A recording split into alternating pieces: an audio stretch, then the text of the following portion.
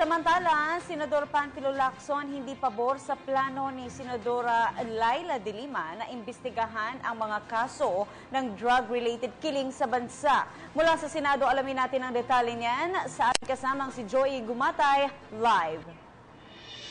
Hindi sang-ayon si Senador Ping Lacson sa plano ni Senadora Leila de Lima na maghain ng resolusyon upang maimbestigahan ang mga tumataas ng bilang ng drug-related killing sa Pilipinas sa pagpasok ng Duterte administration. Nangangamba ang senador na baka negatibong maapektuhan ng aksyong ito ang momentum ng mga sumusukong drug pushers at users sa iba't ibang rehiyon sa bansa.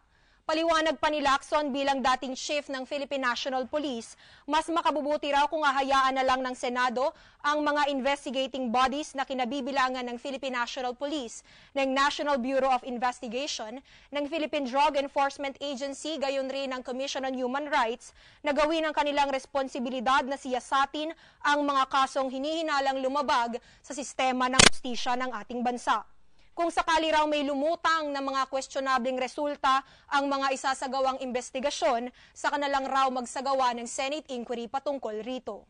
Kinikilala ni Senador Lacson ang kredibilidad ni Senadora de Lima bilang siya nga ang dating kalihim ng Department of Justice, ngunit aniya mas mabuti pa rin kung individually na lang ang isasagawang investigasyon, gayong ipinahayag ni Senadora de Lima ang pagnanais niyang siyasatin ang naganap na pagpatay dito sa lungsod ng Pasay sa mag-amang hinihinalang sangkot sa isyu ng droga.